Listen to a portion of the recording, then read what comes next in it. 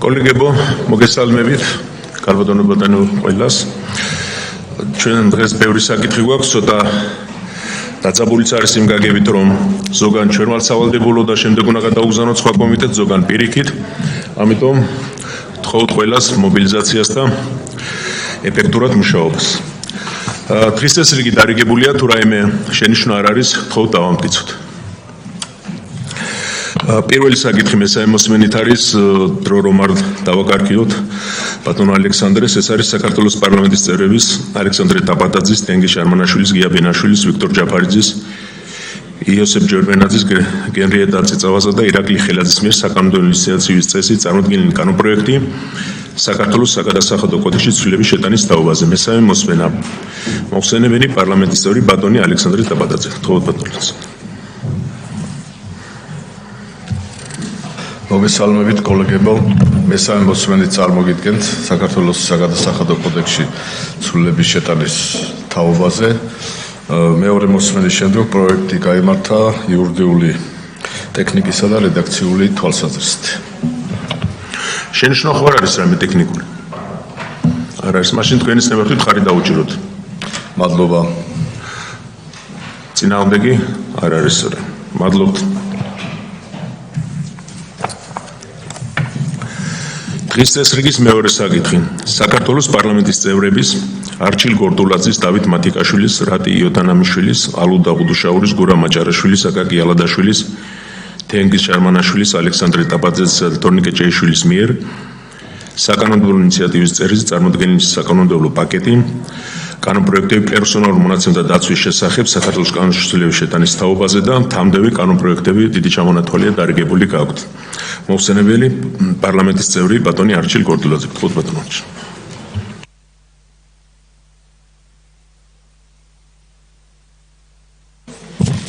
მადლობა ბატონო თავმჯდომარე, კოლეგებო, მოგესალმებით, მივესალმებით დამსწრე საზოგადოებას.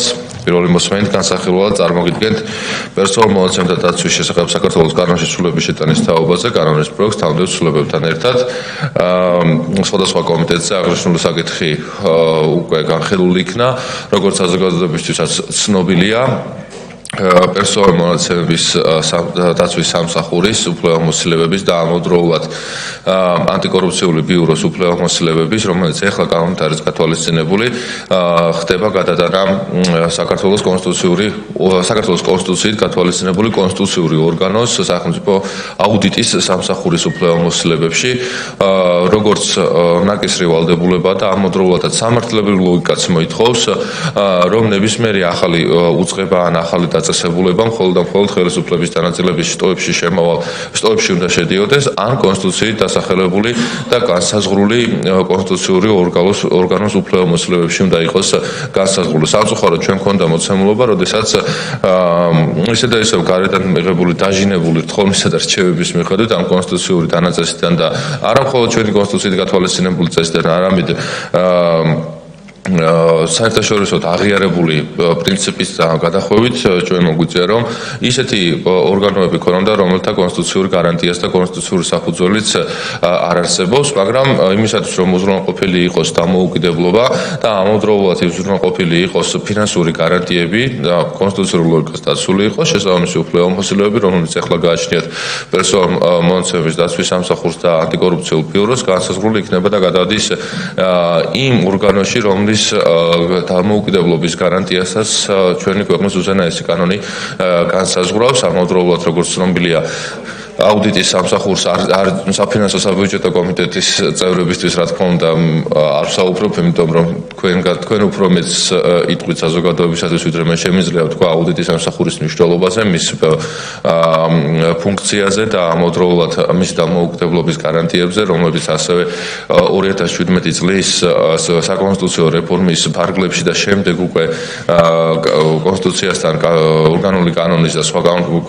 სხვა საკანონმდებლო აქტების harmonizაციის დროს იქნა განსაზღვრული. შესაბამისად, ისა შეწონია, რომ ის პრინციპი, რაც საერთაშორისო აღიარებულია და ჩვენს კონსტიტუციურ ლოგიკასაც ექვემდებარება, უზრუნველყოფილი იყოს, ზუსტად ისევე, როგორც ეს გაკეთდა სპეციალურ საგამოძიებო სამსახურთან დაკავშირებით. ამავდროულად ჩვენ გქონდა კომუნიკაცია საფინანსო საბიუჯეტო კომიტეტთან, რა თქმა უნდა, და შესაბამისად გამოთქმული მოსაზრებების ფონზე ჩვენ გავაგრძელებთ მუშაობას მეორე მოსმენის ფორმატში, რათა მაგალითად კიდევ უფრო დაიხვეწოს ჩანაწერები აუდიტის სამსახურის ანგარიშთან დაკავშირებით, რომელიც მოიცავს მომავალში როგორც ეხლა მოქმედი კანონმდებლობით გათვალისწინებულ უფლებამოსილებებს, ასევე პერსონალურ მონაცემებთან დაკავშირებულ და სხვა უფლებამოსილებებზე, რომელიც ეხლა დაემატება აუდიტის სამსახურს, შესაბამისი ჩასწორებები, რა თქმა უნდა, იქნება უზრუნველყოფილი მეორე მოსმენის ფარგლებში.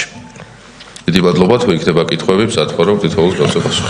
მადლობთ, ალბათ იმდენი განხილვა იყო, რომ ნაკლებად, მაგრამ ბატონ ილიას აქვს გთხოვოთ. მოგესალმებით, ბატონ არჩილ, მადლობა. ერთი ესეთი მიმართულებით მაინტერესებს, რამდენი ამ ახალ აუდიტის სამსახურში ახალი დეპარტამენტი შეიქმნება თუ არსებული დეპარტამენტი შეითავსებს ამ სამსახურს რომელიმე და ამ ორ სამსახურში პერსონალური მონაცემების და ანტიკორუფციულ სამსახურში დაახლოებით რა რაოდენობის თანამშრომლები მუშაობდნენ რომელიც სხვა შეკითხვები არ არის გთხოვთ ბატონ არჩილ. მადლობა.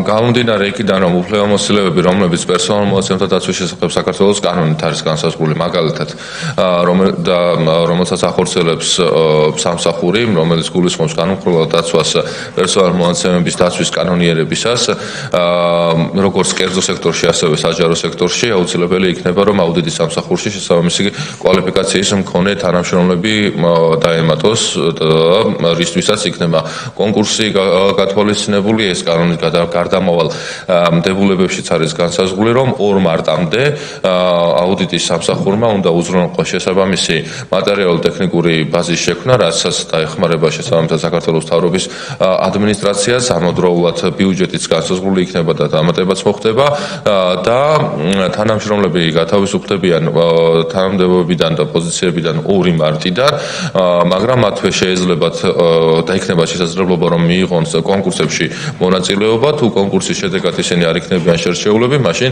მიიღებენ 3 თვის კომპენსაციას, რაც შეეხება ადამიანთა რაოდენობას, ეს რამდენიმე ასეულზე მეტი არის ეს 100-ზე მეტია თითოეულ სამსახურის შემთხვევაში და რა თქმა უნდა, მათ კიდევ ერთხელ მადლობას გადავუხდით საქმიანობისთვის, კანონის დაცვისთვის, სახელმწიფოებრივად აზროვნებისთვის. ეხლა იქნება შესაძლებლობა, რომ თავიანთი საქმიანობა განაგრძონ ისევ და ისევ კონკურსის საფუძველზე აუდიტის სამსახურის შესაბამის სტრუქტურულ ერთეულებში, რომელთა სტრუქტურასაც განსაზღვროს უკვე გენერალური აუდიტორი. მადლობა. სხვა შეკითხვების შენიშვნები არ არის. მადლობთ ბატონ არჩილ. ამით საკითხი მოწოლილია. მადლობა. ჩვენ ერთად უყურეთ ყველას პირველი მოსმენა არის, ვინ არის მომხრე? წინააღმდეგი არანაირ არის. მადლობთ. შემდეგი საკითხი. საქართველოს პარლამენტის წევრების არჩილ გორდულაძის, თორნიკე ჭეიშვილის, რატი იოთანამიშვილის, ალოდა ყუდუშაურის, დავით მათიკაშვილის, გურამ მაჭარაშვილის, აკაკი ალადაშვილის, თენგიზ შარმანაშვილისა და ალექსანდრე ტაბატაძის მიერ საკანონმდებლო ინიციატივის წესით წარმოდგენილი კანონპროექტები საქართველოს ორგანულ კავშირში, საქართველოს საარჩევნო კოდექსში და თანამდებობრო კანონპროექტები. მოხსენებელი პარლამენტის წევრი ბატონი დავით მათიკაშვილი. გთხოვთ ბატონო. კოლეგებო, მოგესალმებით, მივესალმებით ამ საზოგადოებას, მივესალმები ჩვენს თვითფას საზოგადოებას, რომელიც მედიის საშუალებით გვიწყებს. წარმოგიდგენთ პირველი მოსმენი პრინციპების დონეზე საქართველოს საარჩევნო კოდექსში შესატან ცვლილებებს ორგანულ კანონში, შესაბამისი თანდართული კანონპროექტებით, ეს არის რეგლამენტი საქართველოს პარლამენტის გახავთ მაღალმთიან რეგიონების განვითარების შესახებ კანონპროექტში, ასევე ცვლილება ადგილობრივი თვითმმართველობის შესახებ კანონში ცვლილება, რეფერენდუმის შესახებ კანონში ცვლილება.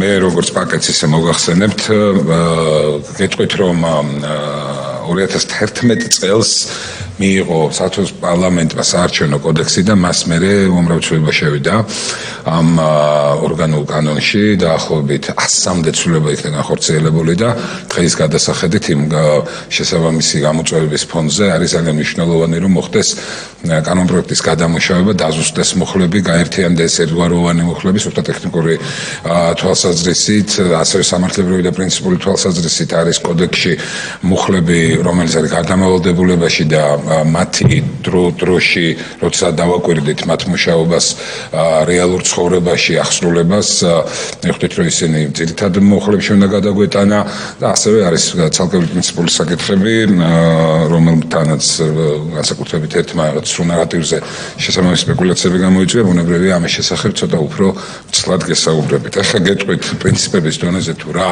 ცვლილებები შედის საქართველოს საარჩევნო კოდექსში. დავიწყოთ იმით, რომ სუსტდება ზოგიერთი ტერმინის განმარტება, მათ შორის არჩევნების რეფერენდუმის პლებისციტის საქართველოს სახელმწიფო საზღვრებში გამართვის კუთხით. პერსონალური მონაცემთა დაცვის მიზნით სუსტდება ფოტო-ვიდეო გადაღების წესი, კანონპროექტის თანახმად გინდება რომ საარჩევნოებაზე ფოტო-ვიდეო გადაღება არ გულისხმობს აუდიო მონიტორინგს, ჩვეულებრივად ვიდეო გადაღება და დადგენილი წესია და მის ამ წლების განმავლობაში მივდივ, თუმცა ბოლო პერიოდში გამოჩნდა რომ ამას ძალიან გარკვეულწილად ბოროტად იყენებენ და ხმის ჩაწერასაც ახორციელებენ, რომელიც ბუნებრივია არ შედის პერსონალური მონაცემების გაცვლის სტანდარტში, ამიტომაც დაცვის სტანდარტში, ამიტომაც ეს წესი მხოლოდ ფოტო-ვიდეო გადაღებას დაექვემდებარება, ანუ ფოტო-ვიდეო გადაღება იქნება შესაძლებელი, ხოლო აუდიო ჩაწერა არა. თქინდება, რომ სათანადო სამართლებრივი საფუძვლის არსებობისას განკარგულებას საჩივრების განუხილველად დატოვების შესახებ გამოსცემს შესაბამის კომისიის თავმჯდომარე, კერძოდ საჩივრის განუხილველად დატოვებასთან დაკავშირებული საარჩევნო კანონმდებლობის კაფეში დადგენილი მოთხოვნების შეუსრულებლობასთან შესაბამისად მიზანშეწონილია საჩივრის დასაშვებების საკითხის შესწავლა და სათანადო გაწყვეტილების მიღება განხორციელდეს შესაბამის საარჩევნო კომისიის თავმჯდომარემ.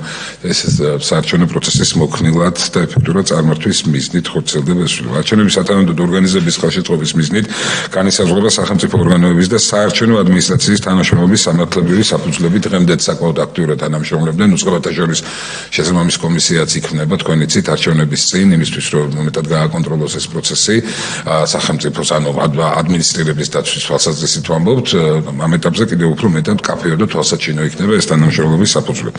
საარჩევნო ადმინისტრაციის სამართლებრივი აქტების ჩამონათვალს ემატება საოლქო საარჩევნო კომისიის თავმჯდომარის ბრძანება. ამჟამად მოქმედი რედაქცია საოლქო საარჩევნო კომისიის თავმჯდომარეების მიერ შიდა უწყებრივ საკითხებთან დაკავშირებით ბრძანების გამოცემის შესაძლებლობას არ ითვალისწინებს, რაც არსებულ პრაქტიკასთან შეუსაბამოა. პროექტის თანახმად სწორედ ასეთ შეუსაბამობის აღმოფხვრა იგეგმება. საარჩევნო პერიოდში საოლქო და საუბნო საარჩევნო კომისიების სრული დაკომპლექტებისა და პოტენციური კადრების მოძიების პროცესის ახალისების მიზნით იცვლება საქართველოს საარჩევნო ადმინისტრაციის მოხელეთა თანამდებობრივი შეუთავსებლობისა და შრომითი ურთიერთობასთან დაკავშირებული საკითხები. ბოლო პერიოდში კორუფციის შესახებ კანონში განხორციელებული ცვლილებები, კერძოდ ის, რომ ერთ-იგივე თანამდებობაზე არ შეიძლება ერთმა პიროვნებამ რამოდენიმე თანამდებობაზე ამუშავოს. საარჩევნო პროცესის დროს ხშირია შემთხვევა, როდესაც საარჩევნო ადმინისტრაცია კონკრეტული უბნის ადმინისტრაცია არის განთავსებული ადმინისტრაციულ შენობაში და იქ არსებული ტექნიკური საკითხების მოსაგვარებლად ის, რაც უკვე აქ აპრობირებული ამ ადმინისტრაციულ შენებას, მხოლოდ ამ მიზნით შესაძლებელი ხდება იქ არსებული თანამშრომლების გამოყენება არჩევნების დროსაც. კენჭისყრისა და არჩევნების შედეგების შეჯამების მარეგულირებელი ნორმები ერთიანდება ერთ თავში. ამასთან ზუსტდება შემაჯამებელ ოლქში საარჩევნო სუბიექტის მიერ მიღებული ხმების პროცენტულ წილში მითითებული პროცედურა. კერძოდ გინდება, რომ მიღებული ხმების პროცენტული წილის საბოლოო შედეგები შემაჯამებელ ოლქში აისახება დამგვალების გარეშე მთელი რიცხვის მარჯვნივ არაუგვიანეს 5 ციფრის მიითებით. დამგვალება ამარტივებდა ბუნებრივია დათვლას მიღებული ნამდვილი ხმებისა, თუმცა საბოლოო ჯამში არ ქმნიდა ზუსტ სურათს, იმიტომ რომ იქ ცდომილება აუცილებლად ჩანდა. შესაბამისად, დამგვალების გარეშე არსებული ეს პრაქტიკა მოგცემს შესაძლებლობას ზუსტად გავიაზროთ და გავაანალიზოთ თუ კონკრეტულმა პარტიამ რამდენი მიიღო საარჩევნო ბარიერის გადალახვის საკითხები მედგება შემდგომ, მედიის სარგებლობის საკითხები წინა საარჩევნო და ასე შემდეგ. ამიტომ ეს ძალიან პრინციპული და მნიშვნელოვანი ნორმა. იცვლება საარჩევნო კომისიის წევრად არჩევის დანიშნვის ნორმა, რომლის შედეგად ნასამართლობის კონვერტი ვერ გახდება საარჩევნო კომისიის წევრი.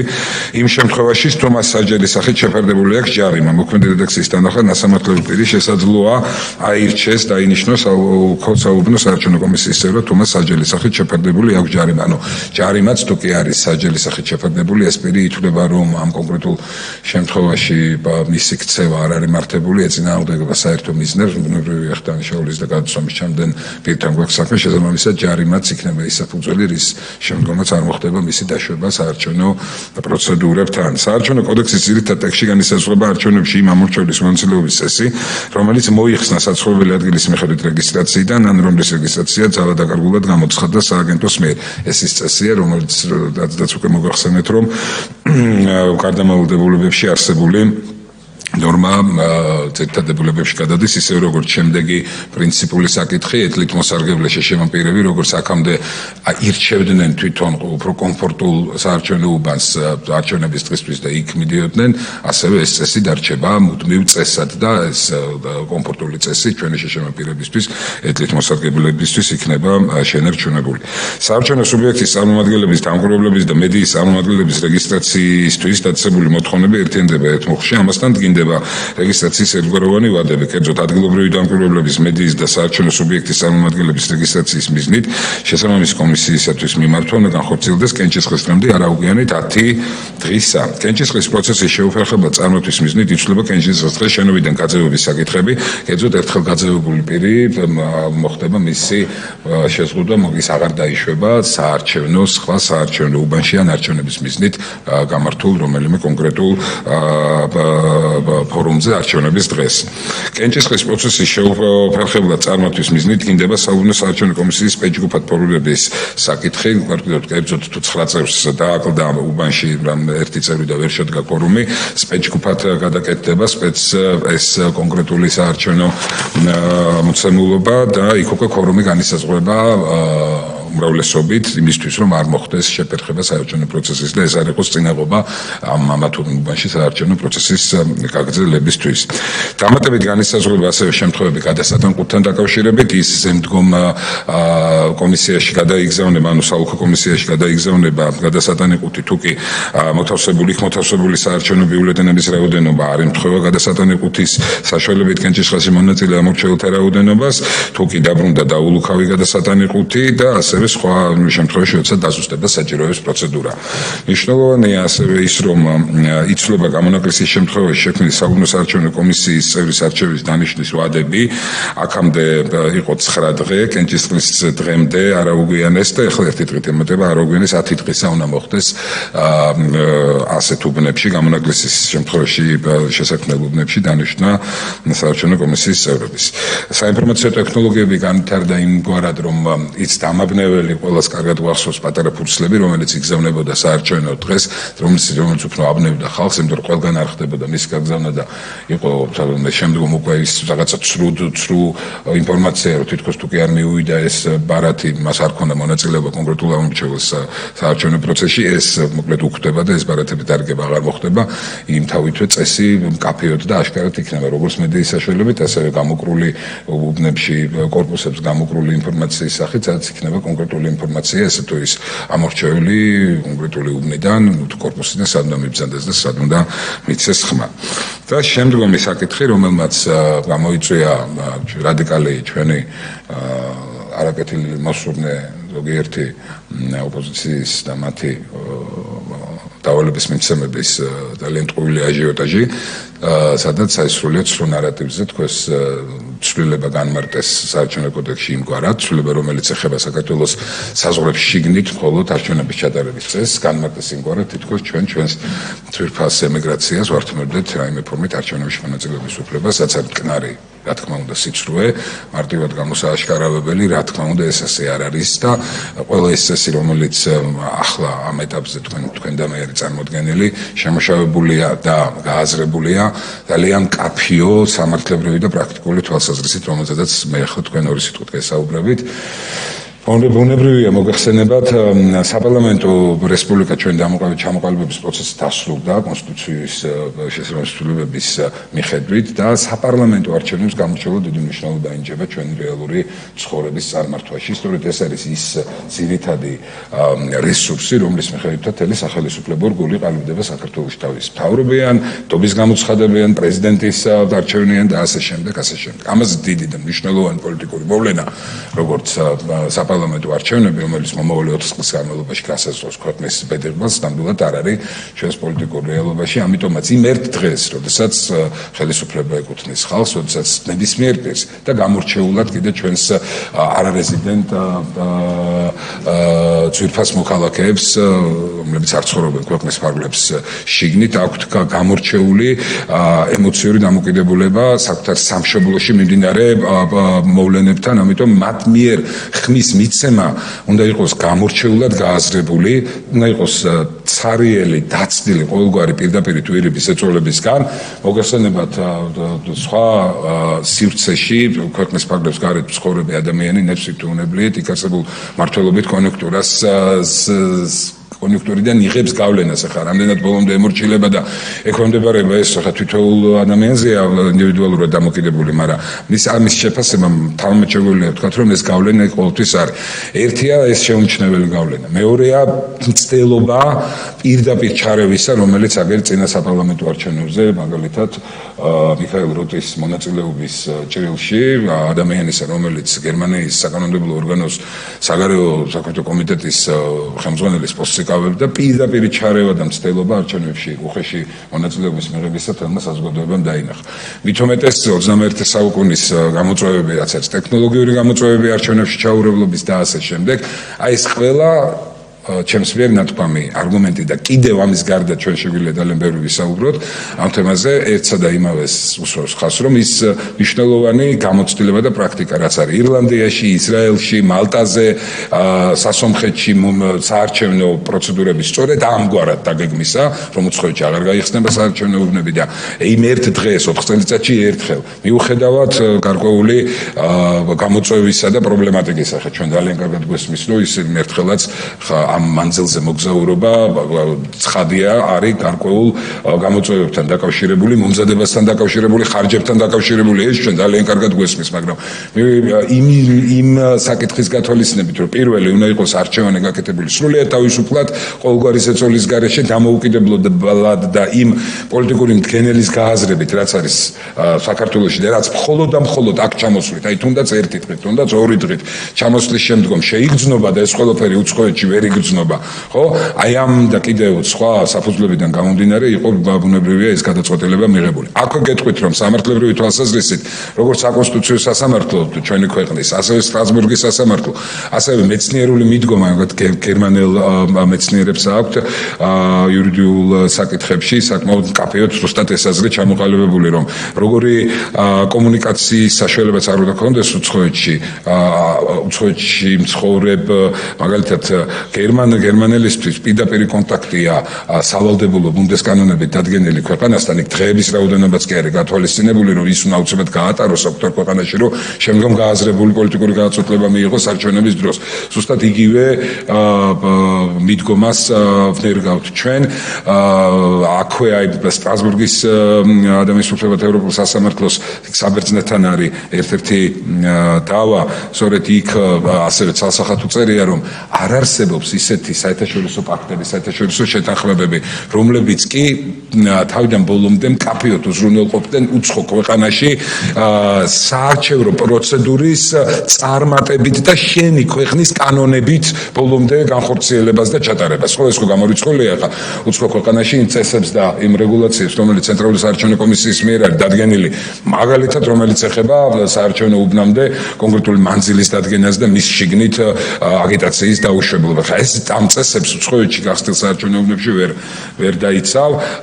იგი თანაბრობა 24 კონსტიტუციის 24 მუხლით გათვალისწინებული ნების გამოვლენის თავისუფლება და ამაში თანაბრობა ჩვენი მოქალაქეების იყო ასევე ერთ-ერთი ის საფუძველი, რა საფუძვლითაც იყო ნაკარნახევი ამ გადაწყვეტილების მიღება.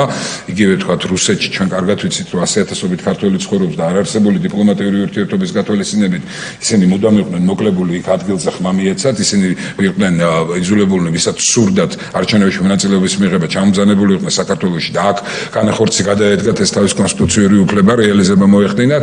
ანალოგიურად დღეს მოხდება ყველა ჩვენი ემიგრანტის მიმართ 4 წელიწადში ერთხელ ჩვენი არარეზიდენტი მოქალაქეები, ვისაც სურვილი ექნებათ აი ამ მნიშვნელოვან ეროვნულ, პოლიტიკურ და სოციალურ პროცესში, რომელსაც ქვია არჩევნები, მიიღონ მონაწილეობა, ერთხელ მან ჩამოძამდნენ საქართველოში და აქ განახორციელონ ეს უფლება.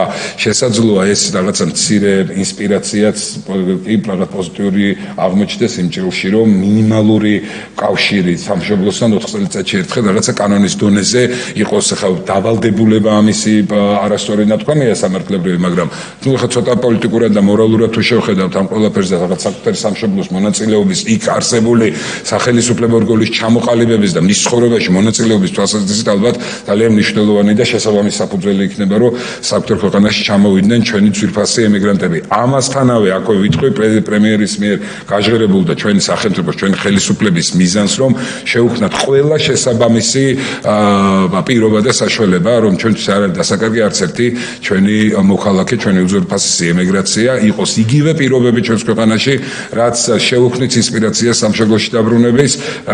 ამისთვის ყველაფერი კეთდება, გამორჩეული ეკონომიკურის და უამრავი 10,000-ობით სამუშაო ადგილი, რომელიც არის სწორედ ამ ეკონომიკური ზრდის ჭრილში დაგეგმილი, ალბათ საბოლოოდ და ამის ძალიან დიდი იმედი გვაქვს და სურვილი ჩვენ ყველას, რომ შექმნის ისეთ შესაძლებლობას, ისეთ პირობებს, რომ პირიქით მოხდება ქვეყანაში მასიურად ჩვენი უძვირფასესი თანამოქალაქეების დაბრუნება. ეს რაც შეეხება საკითხს იმის შესახებ, რომ ცვლილების მიხედვით მხოლოდ საქართველოში იქნება უკვე დაშვებული ფარგლებს გარეთ იქნება დაშვებული არჩევნების, საპარლამენტო არჩევნების ჩატარება. შემდგომ რამდენიმე საკითხი დარჩა და ამასაც შევაჯამებ ბატონ თავმჯდომარე თქვენის ნებართვით.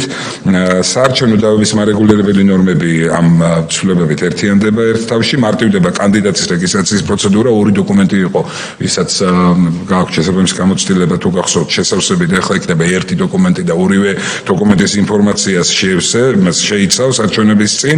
იცვლება და ერთგვაროვანი ხდება კანდიდატების წარდგენისა და რეგისტრაციაზე უარის გაუქმების საფუძვლები. პროექტის თანახმად პარტია უფლებამოსილი იქნება კანდიდატს წარადგინოს მხოლოდ ამ პარტიის წევრი, ხოლო საინიციატივო ჯგუფი წარადგენს უპარტიო კანდიდატს, ანუ პარტიული დემოკრატია ასე ვითარდება. სხვა გზა არ არის, სწორედ ამ მიზეზით გავუქმეთ ჩვენ აუგზავნეთ ბლოკების არსებობა და ეხლაც პარტიას უნდა კონდეს ისეთი შესაბამისი დღის წესრიგი, წარმოებული პოლიტიკა თუ ასე შემდეგ, იმდენად მომხიბვლელი უნდა იყოს, რომ პარტიაში მიდიოდნენ ცნობადი სახეები და არა პარტიები მიდიოდნენ ცნობად სახეებთან, რაც მე ხდება ხოლმე როგორც წესი არჩევნების წინ და რაღაცა დროებითი კავშირი ურთიერთობა დგება პარტიასა და ვიღაც კონკრეტულ არაპარტიულ საზოგადოებისთვის ცნობად სახეს შორის, ხანდახან ამ ყველაფერს რაღაცა კორუფციული სუნიც კი ազდის.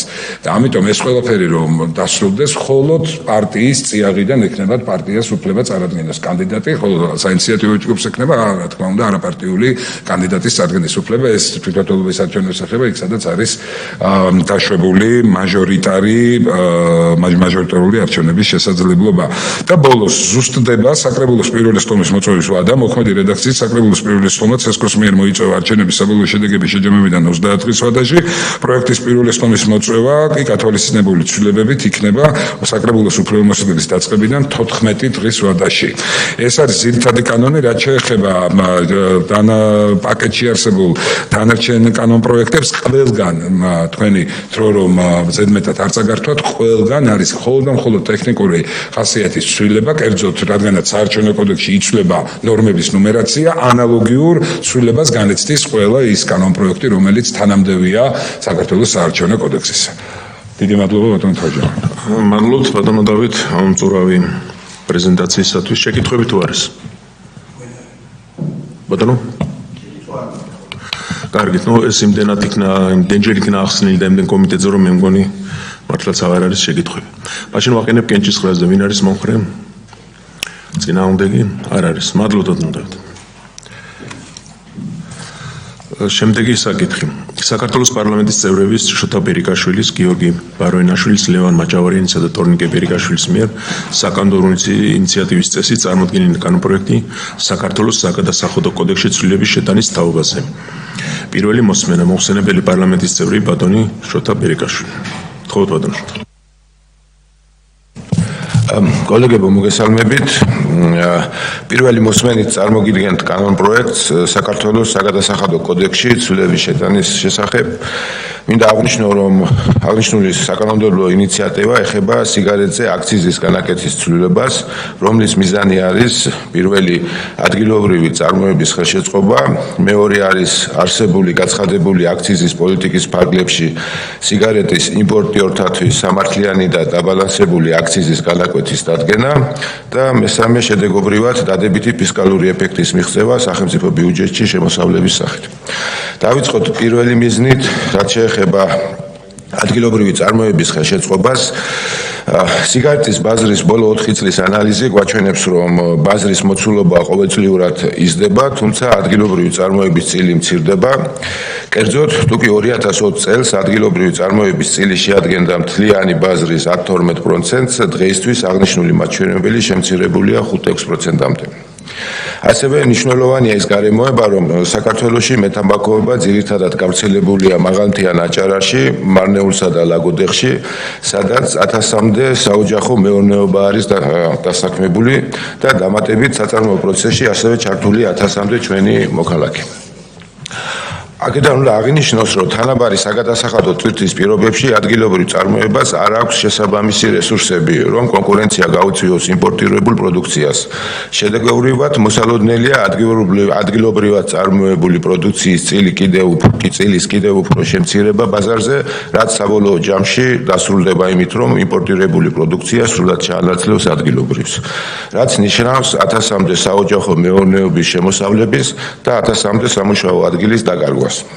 შესაბამისად, იმისთვის, რომ ადგილობრივი წარმოება მთლიანად არ ჩაანაცვლოს იმპორტმა, მიზანშეწონილად მიგვაჩნია ადგილობრივი წარმოების პროდუქციაზე ლიმიტირებული მოცემულობის ფარგლებში საშეღავათო აქციზის განაკვეთის დაწესება.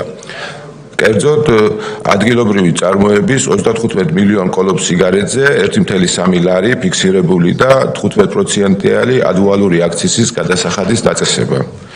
ასევე საყურადღებოა, რომ აღნიშნული მოცულობა დაახლოებით შეადგენს მთლიანად სამომხმარებლო ბაზრის მხოლოდ 10%-ს. რაც შეეხება მეორე მიზანს, რაც გახლავს სიგარეტის იმპორტიორთათვის სამართლიანი და დაბალანსებული აქციზის განაკვეთის დადგენას, აქ არის შემდეგი სიტუაცია. არსებული აქციზის პოლიტიკის ფარგლებში მიზანშეწონილად მიგვაჩნია ყოველწლიურად სიგარეტზე სააქციზო გადასახადის გადახედვა ზრდის მიმართულებით, თუმცა აღნიშნულ პროცესში მნიშვნელოვანია სააქციზო გადასახადის იმგვარის და რომ არ გამოიწვიოს ინფლაციური წნეხი, რადგან როგორც აღვნიშნეთ, მთლიანი ბაზრის მოცულობის 95%-ს შეადგენს იმპორტირებული სიგარეტი. აღნიშნული მიზნის მისაღწევად მიზანშეწონილად მიგვაჩნია იმპორტირებულ სიგარეტზე აქციზის ფიქსირებული განაკვეთის გაზრდა 1.9 ლარიდან 2.75 ლარამდე, ხოლო ადგილობრივი განაკვეთის შემცირება ადუალური განაკვეთის შემცირება 30%-დან 20%-მდე. აღნიშნული ცვლილება შეეხება როგორც იმპორტირებულ, ასევე 35 მილიონ კოლოფზე მეტ ადგილობრივად წარმოებულ სიგარეტს. ფისკალური ეფექტი. აღნიშნულ ცვლილებას დადებითი ფისკალური ეფექტი ექნება სახელმწიფო ბიუჯეტზე, კერძოდ ფიქსირებული აქციზის განაკვეთის და 85 თეთრით ნიშნავს თითოეულ გაცემულ აქციზზე 85 თეთრ დამატებით საბიუჯეტო შემოსავალს, ხოლო ადგილობრივი ადუალური გადასახადის 20%-მდე შემცირება დააბალანსებს ერთი მხრივ ინფლაციურ წნეხს, მეორე მხრივ შეამცირებს წარმოებელთათვის და იმპორტიორთათვის მიერ გადასახდელ სააქციზო განაკვეთს საშუალოდ 65 თეთრით, რომ შევაგრძელოთ აღნიშნული ცვლილებით სახელმწიფო ბიუჯეტი მიიღებს დამატებით 20 თეთრ ყოველ გაცემულ აქციზზე. აქვე დავამატებ, რომ სავალდებულო კომიტეტზე გამოითქვა მოსაზრება სიგარეტის მსგავს 24.04.11 კოდში მოცემულ პროდუქტზე აიქოსი გავრცელდეს ცვლილება და აქციზის ფიქსირებული განაკვეთი გაიზარდოს 5.7 ლარამდე, ხოლო აქციზის განაკვეთის ადვოალური კომპონენტი შემცირდეს 20%-მდე. ინიციატორები ვიზიარებთ აღნიშნულს და ასევე შემოთავაზებულ ტექნიკურ ხასიათის ცვლილებებს. რამე კითხვა გაქვთ? მადლობთ. შენიშვნები გათვალისწინებულია, როგორც გავიგე, ხო? კარგით. შეკითხვები არ არის. მადლობთ ბატონო შოთა საკითხი განხილულია. მადლობთ. კოლეგებო, ვაყენებ კენჭის ხრაზე, ვინ არის მომხრე, რომ ხარი დაუჭიროთ. წინააღმდეგი არ არის. მადლობთ. შემდეგი საკითხიც ასევე ჩვენი კოლეგების ინიცირებულია. საქართველოს პარლამენტის წევრების ირაკლი ხადაგიშვილის, მაია ბიტაძის, ირაკლი ზარქუას, ნიკა ელისაშვილის, ვლადიმერ ბოჟაძის, ირაკლი ხელაძის, ირმა ზავრადაშვილის, რამინა ბერაძის, სალომე ჯინჯოლავას, დიმიტრი სამხარაძის, დავით კაჭარავას, ნოდარ ტურძელაძის, აკაკი ალადაშვილის, შოთა ხაბარელის, ზურაბ რურუას, გიორგი ვოლსკის და ლევან მაჭავარიანის მიერ საკანონმდებლო ინიციატივის წესით წარმოქმნილი კანონპროექტი ადგილობრივი მოსაკრებლების შესახებ საქართველოს კანონში ცვლილების შეტანის თაობაზე და თანხმლები კანონპროექტები არის კიდე. მოხსენებელი პარლამენტის წევრი ბატონი აკაკი ალადაშვილი. გთხოვთ ბატონო აკაკი.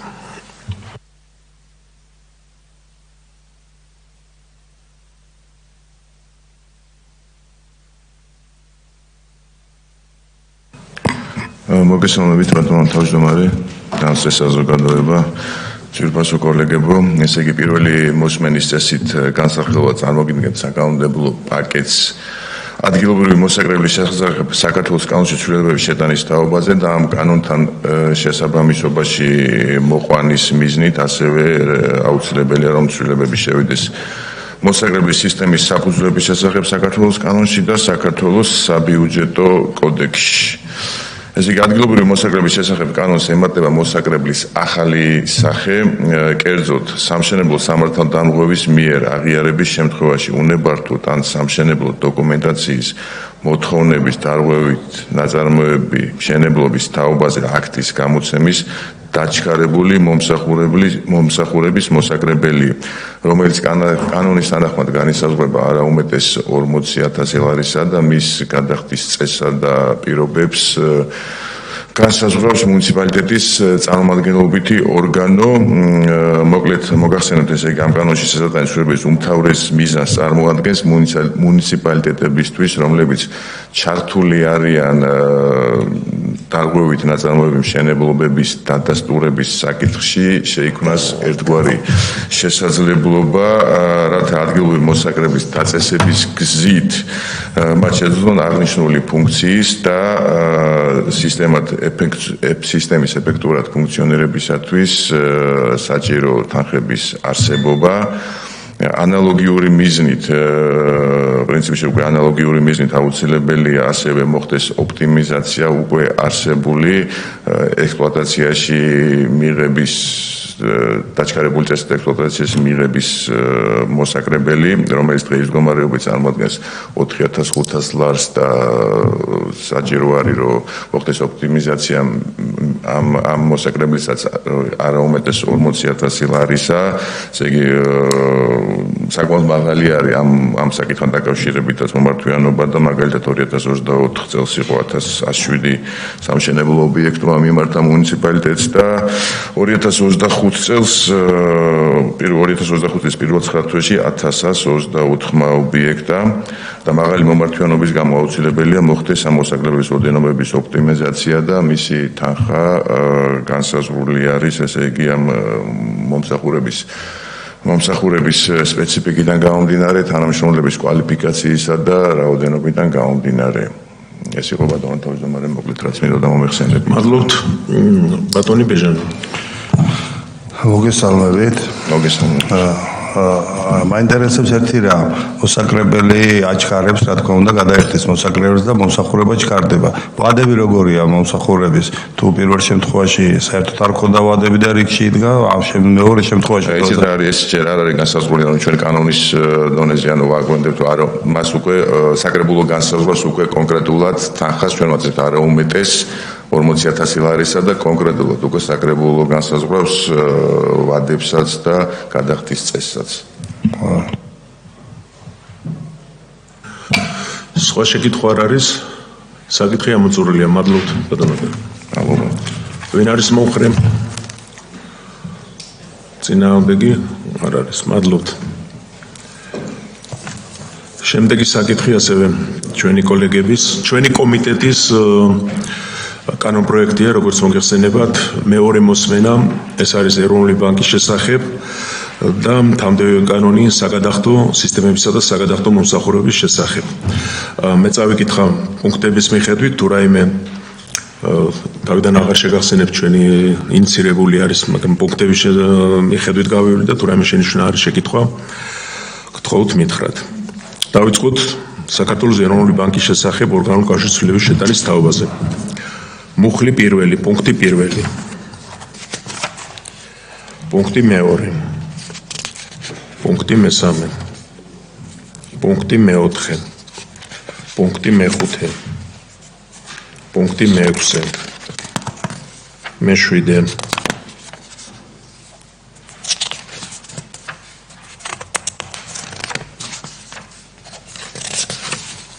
მერვე. მეცხრე. მუხლი 2, მუხლი 3. და მეორე კანონპროექტი, ეხლავე გეტყვით, რომ საგადახდო სისტემისა და საგადახდო მომსახურების შესახებ კანონპროექტზე ჩვენ მაშინაც ბევრი ვისაუბროთ, გახსოვს, პრინციპების დონეზე და შინაარსის დონეზე არაფერი არ შეცვლილა, რაზეც შევთანხმდით ისე არის, უბრალოდ ძალიან ბევრი ტექნიკური დეტალი არის, ამიტომ ასოციაციამ მოიწერა წერილი, როგორ უნდა განსაზღვრულიყო ეს და ეროვნულ ბანკმა დააზუსტა მონაცემები. კიდევ ერთხელ ვიმეორებ, შინაარსობრივად არაფერი არ შეცვლილა, კიდევ უფრო მკაფიო რო ყოფილიყო და ზუსტი, ასეთი დაზუსტებები არის მხოლოდ, მაგრამ მაინც საჭირო არის რეგლამენტიდან გამომდინარე და გეტყვით, სად არის ცვლილებები. მუხლი პირველი. პუნქტ პირველში ცვლილება და ეს დამაზუსტებელი, როგორც გითხარით, მეორე მუხლის ჰუ 34 პრიმა მუხლში, ქვეპუნქტში. მეხუთე პრიმა 1 მუხლის მეხუთე პუნქტში.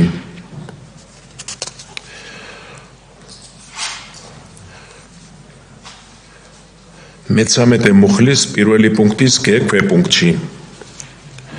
მივყვებით ან ჩამონათვალს.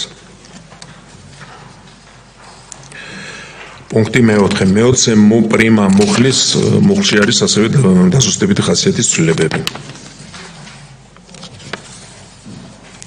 პუნქტი 5, 22 პრიმა 2 მუხლის მე-4 პუნქტში ასევე დაზუსტა და დაკორექტირდა პუნქტები.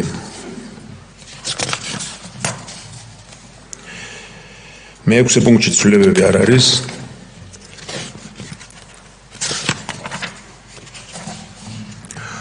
მე-7-ში ცვლილებები არ არის. მე-8-ში არ არის, მე-9-ში არ არის. მუხლი 2 დასუსტა და გადაინომრა ეს მუხლი. პუნქტი 1 ცვლილებები არ არის, პუნქტი 2 პუნქტი 3. მუხლი 3, პუნქტი 1. აქაც დაემატა პუნქტი და დაზუსტდა. და პუნქტი 2. ამით გავიარეთ ეს საკითხი, ხო არ არის რაიმე შენიშვნა? არ არის. მაშინ ცალ-ცალკე უყაროთ კანონი, ვინ არის მომხრე ორგანულ კანონში ეროვნული ბანკის შესახებ ცვლილებებთან დაკავშირებით. მადლობთ. და მეორე საგადახდო სისტემისა და საგადახდო მომსახურების შესახებ საქართველოს კანონში ცვლილების შეტანის თაობაზე. მადლობთ, საკითხი განხილული.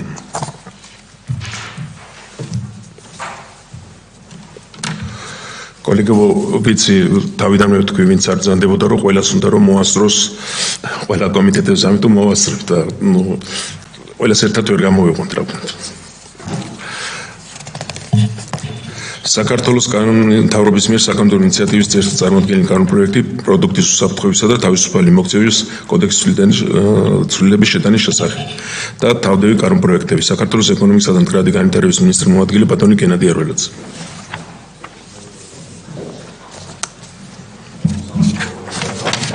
პარლამენტის წევრებს, როგორც თქვენ აღნიშნეთ, წარმოგიდგენთ პროექტებს პროდუქტის უსაფრთხოებისა და თავისუფალი მოგწევის კოდექსში ცვლილებების შეტანის შესახებ საქართველოს კანონის პროექტს და მისგან გამომდინარე პროდუქტის უსაფრთხოებისა და თავისუფალი მოგწევის კოდექსში ცვლილებების შეტანის შესახებ საქართველოს კანონის ძალადაკარგულად გამოცხადების შესახებ, ასევე სახელმწიფო შესყიდვების შესახებ საქართველოს კანონის ცვლილებების შეტანის თაობაზე და საჯარო შესყიდვების შესახებ საქართველოს კანონის ცვლილებების შეტანის თაობაზე საქართველოს კანონის პროექტებს. აღნიშნულ კანონპროექტებში წარმოქმნილი ცვლილებები შეეხება საქართველოსა და ევროკავშირის შორის დადებულ ასოცირების შეთანხმებიდან გამომდინარე ვალდებულებებს პროდუქტის ბაზარზე ზედამხედველობის კუთხით, ასევე უფრო ტექნიკური ხასიათის არის სტანდარტების სავალდებულობასთან დაკავშირებულ ცვლილებას და ტექნიკური ზედამხედველობის განხორციელების წესებს. რაც შეეხება თითოეულ მათგანში განხორციელებულ ცვლილებებს, ბაზარზე ზედამხედველობის ნაწილს კერძოდ, აღნიშნული ცვლილებების პროექტი წარმოდგენილია, რომ ამოქმედება 2026 წლის 1 ივნისიდან. წარმოდგენილი კანონპროექტი მიზნად ისახავს შესაბამისობის უზრუნველყოფას პროდუქტის ბაზარზე ზედამხედველობისა და შესაბამისობის შესახებ პროექტის ევროპის პარლამენტისა და საბჭოს 2019 წლის 20 ივნისის 2019/1020 რეგულაციასთან, რომელიც სულად ამოქმედა 2021 წლის 16 ივლისიდან. აღნიშნული რეგულაციით ცვლილება შევიდა ევროპის პარლამენტსა და საბჭოს 765 რეგულაციაში, რომლის ეროვნულ კანონმდებლობაში ტრანსპოზიციის ვალდებულება განსაზღვრული არის მესამე დანართით ასოცირების შეთანხმების. ვინაიდან ცვლილების ძალადაკარგულად გამოცხადა 765 რეგულაციით ბაზარზე ზედამხედველობის მარგულებები და ჩანაცვლდა 1020 რეგულაციით დღის წესრიგში დადგა აღნიშნული რეგულაციის ეროვნულ კანონმდებლობაში ტრანსპოზიციის საკითხი. 1020 რეგულაციით უფრო დეტალურად, ხოლო რიგ შემთხვევებში ახლებურად მოწესრიგდა ბაზარზე ზედამხედველობის განხორციელების რიგი საკითხები, მათ შორის გაფართოვდა ბაზარზე ზედამხედველობის ორგანოს უფლებამოსილების ფარგლები, განისაზღვრა ეკონომიკური ოპერატორის ვალდებულებები, უფრო დეტალურად გაიწერა ასევე საბაჟო ტერიტორიაზე იმპორტისთვის განკუთვნილ პროდუქტებზე ზედამხედველობის განხორციელების ღონისძიებები, დაწესდა წევრი სახელმწიფოების მიერ ბაზარზე ზედამხედველობის ეროვნული სტრატეგიის შემუშავების ვალდებულება, რომელიც 2028 წლის 1 იანვრამდე უნდა შევიმუშაოთ და აღნიშნული არის გაწერილი კანონშიც და ასევე დაზუსტა რიგ ტერმინთა განმარტებები, ყოველივე აღნიშნულის გათვალისწინებით წარმოდგენილია აღნიშნული ცვლილებები. კერძოდ რამდენიმე მათგანს შევეხები და ხაზს გავუსვამ. ცვლილებით სააგენტო უფლებამოსილი იქნება პროდუქტის წარმოების, დასაწყობების და შენახვის ადგილებში განახორციელოს ზედამხედველობა, არა მხოლოდ დადასტურებული საფრთხის შემთხვევაში, არამედ რისკის ანალიზის საფუძველზე. არსებული კანონმდებლობით აღნიშნული უფლებამოსილება სააგენტოს ჰქონდა მხოლოდ პროდუქტის რეალიზაციის ადგილებში, ასევე ცვლილებით დეტალურად განისაზღვრა ეკონომიკური ოპერატორის ვალდებულება, მათ შორის კანონმდებლობის მოთხოვნებთან შესაბამის პროდუქტის ბაზარზე განთავსებისა და ბაზარზე ზედამხედველობის ორგანოსთან თანამშრომლობის ნაწილში, ასევე დადასტურებული საფრთხის შემთხვევაში უფლებამოსილ ორგანოს, ამ შემთხვევაში სააგენტოს აქვს უფლებამოსილება დაავალოს ეკონომიკურ ოპერატორს აღნიშნული პროდუქტის განადგურება, მის სხვაგვარად გამოსადეგრად ქცევა, ექსპორტი ან გადამუშავება. მოქმედი რედაქცია მხოლოდ იყო ესეთი შემთხვევები იყო გათვალისწინებული მხოლოდ საშიში ქიმიური ნივთიერებების და მათ შორის ბირთვული ნაერთების შემცველ პროდუქტების თან მიმართებაში. კანონი ასევე არ ითვალისწინებს განადგურების ზემო აღნიშნულ ალტერნატიულ მექანიზმებს, აღნიშნული ცვლილებით შესაძლებელი იქნება პროდუქტებიდან მომდინარე საფრთხების პროპორციული ღონისძიებების გატარება, რათა მაქსიმალურად შეიზღუდოს საფრთხის შემცველი პროდუქტების ხელმისაწვდომობა ადგილობრივ ბაზარზე.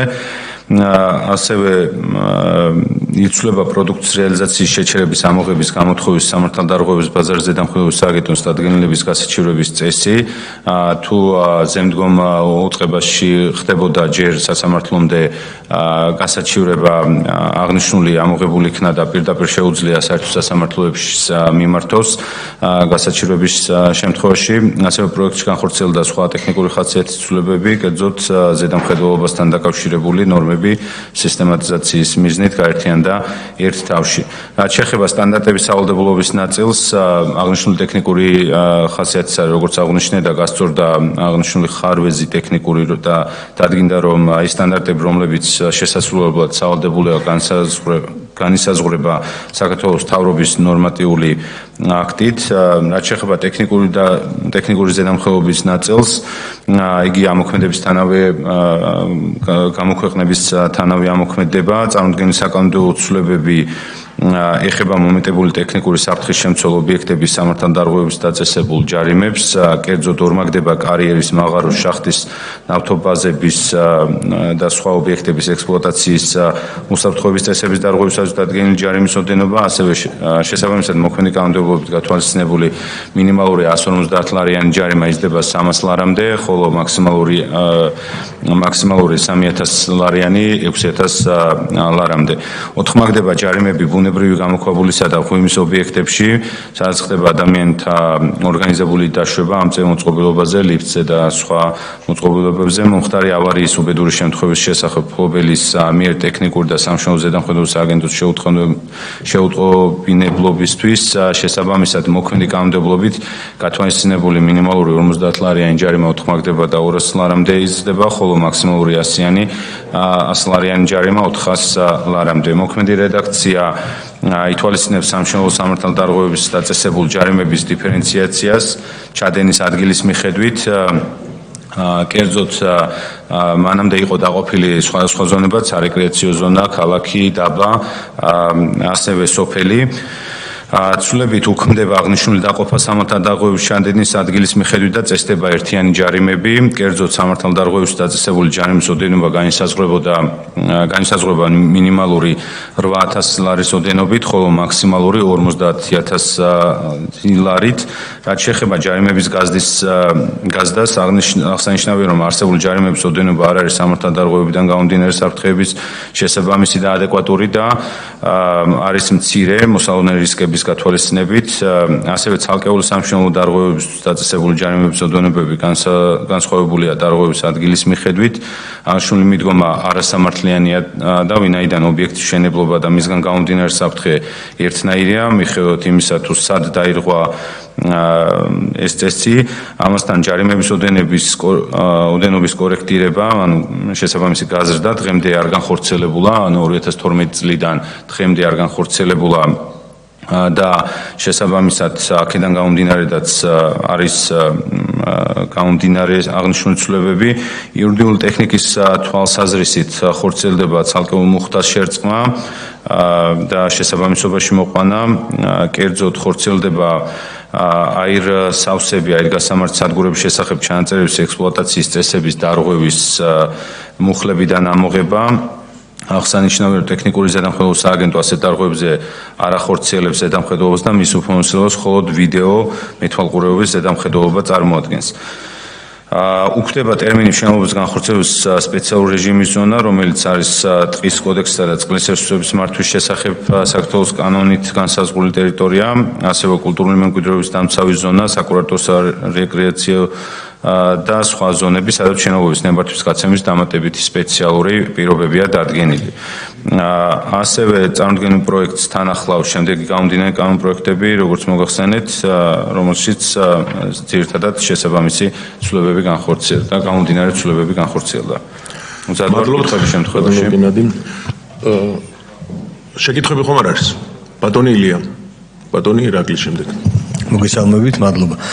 ამ სახიფათო ნარჩენების გადამუშავების და განადგურების პროცესისთვის თუ გვაქვს ინფრასტრუქტურა, მზათან რა რაოდენობასთან გვექნება დაახლოებით? მადლობა. კარგი, სხვა კითხვები არ არის, გთხოვთ უასხოთ. დიახ, აქ ნარჩენებზე არ არის საუბარი, ამ შემთხვევაში საუბარი არის საფრთხის შემცველ ისეთ ინდუსტრიულ და სამხმარებლო პროდუქტებზე, რომელიც საფრთხეს წარმოადგენს მოხმარებლისთვის და ბაზარზეა განთავსებული. ამ შემთხვევაში თუ ხელმისაწვდომობა შეზღუდული უნდა იყოს ბაზარზე, სააგენტოს დავალებით უკვე უნდა განადგურდეს ეს პროდუქტი. ამ შემთხვევაში გარემოს დაცვის სამინისტროს შესაბამისი მიმართვის საფუძველზე, როგორც ამას დღევანდელი წესები ითვალისწინებს, გამოყოფილი იქნება სპეციალური ზონა ესეთი პროდუქტების განადგურებისთვის და იმ ზონაში მოხდება აღნიშნული პროდუქტის შესაბამისი წესით, რომელიც კანონს აქვს განსაზღვრული განადგურება. თუმცა განადგურება არის დისკრეცია, უშუალოდ ზედამხედველობის სააგენტოსი, ანუ ერთ-ერთი ოფცია არის, შეიძლება გადამუშავებას დაექვემდებაროს და ამ შემთხვევაში დაევალოს, რომ მოხდეს მისი გადამუშავება და შემდეგ როგორც უსაფრთხო პროდუქტი ამის ბაზარზე თავიდან განთავსება, ან შესაძლებლობა აქვს, რომ უკან გაიტანოს თვითონ რეალიზატორმა და ქვეყანაში აღარ მოხდეს მისი რეალიზაცია, სადაც სხვა ქვეყანაში შეიძლება იგივე პროდუქტი დაშვებული იყოს რეალიზაციისთვის, ან უკან მოხდეს გატანა და იქ გადაამუშავოს ეს პროდუქტი. ამიტომ ყველანაირ თავისუფლებას ვაძლევთ ბიზნეს ოპერატორს. სხვა შეკითხვა არ არის. მაშინ ხარი დავუჭიროთ მეგობრებო, ხო? მადლობთ, ამოწურული არის. შემდეგი სახით საქართველოს თავრობის მიერ საკანონმდებლო ინიციატივის წესით წარმოქმნილი კანონპროექტი ადრეული და სკოლამდელი აღზრდის და განათლების შესახებ საქართველოს კანონში ცვლილების შეტანის თაობაზე. მოხსენებელი საქართველოს განათლების მეცნიერებისა და ახალგაზრდობის მინისტრის მოადგილე ბატონი ზვიად გავისონია. თხოვთ ბატონო ზვიად. მადლობა, მოგესალმებით. პირველი მოსმენით გვინდა წარმოგიდგინოთ კანონში ცვლილება ადრეული და სკოლამდელი აღზრდისა და განათლების შესახებ საქართველოს კანონში. საუბარი ეხება ბაღების ავტორიზაციის ვადის გაგრძელებას, ნაცვლად 4 წლისა გვინდა რომ განისაზღვროს 6 წლის ვადით. შესაბამისად ეს საშუალებას მოგცემს, რომ ფინანსური დანახარჯების ნაწილშიც მოვახდინოთ საბიუჯეტო დანახარჯების გადანაწილება 4 წლის ნაცვლად 6 წლის ნაწილში. თქვენ იცით რომ ბაღების ნაწილში გახლავთ უფასო საგანმანათლებლო დაწესებულებებისთვის და შესაბამისად ის ფინანსდება საქართველოს ბიუჯეტიდან. დაახლოებით ერთი ბაღის ავტორიზაციის ხარჯი არის დაახლოებით 5-დან 7,000 ლარამდე და შესაბამისად დაახლოებით 6 მილიონი ლარის გადანაწილება შევძლებთ 4 წლის ნაცვლად 6 წლის პერიოდში. შესაბამისად ეს ცვლილება სწორედ ამ ნაწილს ეხება. შედარებისთვის გეტყვით რომ სკოლების ავტორიზაციის ვადა დღეს კანონმდებლობის მიხედვით დადგენილია 9 წელი, ხოლო უმაღლესი სასწავლო დაწესებულებებისა 6 წელი. აქედან გამომდინარე გვინდა რომ ამ ნაწილშიც გავზარდოთ 2 წლით ვადა და დაახლოებით 6 წლის პერიოდი გახდეს ავტორიზაციისთვის ბაღებისთვის ვადები. ეს არის ერთი ცვლილება. კი ბატონო, 4-დან 6 წლამდე იზრდება. ბატონო ირაკლი. ერთი კონკრეტული შეკითხვა მექნება. ნაზალდების რაიონში აშენდა 114 სკოლა, რომელსაც აქვს ავტორიზაციის პრობლემა. ამასთან დაკავშირებით თუ ხართ საქმის კურსში და არის თუ არა შესაძლებელი რომ ეს პროცესი მალე დასრულდეს.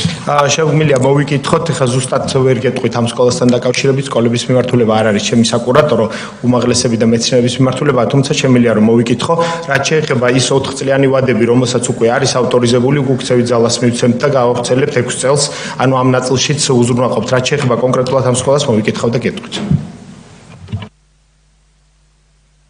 მადლობთ, როგორც ხვდები, კი ბატონო, გთხოვთ ბატონო. ერთწუთით. ამ ვადას კი ვაგრძელებთ, მაგრამ მაინტერესებს ავტორიზაციის პირობებში თუ არის რამე ცვლილებები. მოგეხსენებათ რომ ჩვენი სამინისტრო მუშაობს განათლების რეფორმის საკითხებზე. ამ კანონში არ არის არაფერი სხვა. ამ კანონში არა. ზოგადად კითხულობ თუ კანონში. ხო, ზოგადად ნაწილზე გეტყვით რომ მუშაობს უმაღლესი და მეცნიერების მიმართულებით, იცით რომ პრემიერ-მინისტრმა თავად გააკეთა უკვე პრეზენტაცია, დეკემბრის დასაწყისში გეგმავთ ზოგადი განათლების მიმართულებით პრეზენტაციას, ამიტომ გარკვეული ტიპის შინაარსობრივ ცვლილებებს რა თქმა უნდა გეგმავთ ამ ნაწილშიც. ამ ეტაპისთვის მხოლოდ ამ ნაწილის ცვლილება გვაქვს ახლა გამოტანილი, მოგვიანებით რა თქმა უნდა რეფორმის ფარგლებში დამატებით ინფორმაციას მოგაწოდეთ. ხარი დაუჭიროთ კოლეგიუმში, ხო? მადლობთ, საკითხი ამოწურულია ბატონო. საქართველოს თავრობის მიერ საკანონმდებლო ინიციატივის წესს წარმოქმნილი საკანონმდებლო პაკეტი პოლიციის შესახებ საქართველოს კანონში ცვლილების შეტანის თაობას და თანმდევი კანონპროექტები. მოხსენებელი საქართველოს შინაგან საქმეთა მინისტრის მოადგილე ბატონი ალექსანდრე დარახვეძე. გთხოვთ ბატონო ალექსანდრე. მოგესალმებით. სავალდებულო კომიტეტის ფარგლებში წარმოგიდგენთ ცვლილებათა პაკეტს, რომელიც შეეხება პოლიციის კანონსა და სამოქალაქო უსაფრთხოების შესახებ კანონში ცვლილებებს, რომლის მთავარ მიზეზსაც წარმოადგენს პოლიციელთა და მეხანძრე მმართველთა სოციალური პირობების გაუმჯობესება. ცვლილების თანახმად 2005 წლის შემდეგ პირველად იზრდება თანხა, რომელიც გათვალისწინებულია დაშავებული და გარდაცვლილი პოლიციელებისთვის, რომლებმაც სამსახურებრივი მოვალეობის შესრულების დროს მიიღეს ეს დაზიანებები. მოგეხსენებათ, რომ დღეს მოქმედი კანონით არის სამსახურებრივი მოვალეობის შემთხვევაში თუ გარდაიცვალა პოლიციელი 15000 ლარია გათვალისწინებული, ეს თანხა დაწესდა 2005 წელს და წარმოდგენილი ცვლილების თანახმად იზრდება 30000 ლარამდე. გარდა ამისა, გათვალისწინებულია საფლავის მოწყობის ხარჯები 500 ლარის ნაცვლად იზრდება 2000 ლარამდე. ასევე მნიშვნელოვანი ცვლილებები შეეხება ჯანმრთელობის დაზიანების კომპონენტსაც. ჯანმრთელობის მძიმე დაზიანების შემთხვევაში დღეს არის 7000 ლარი გათვალისწინებული და იცვლება 20000 ლარიანი კომპენსაციით.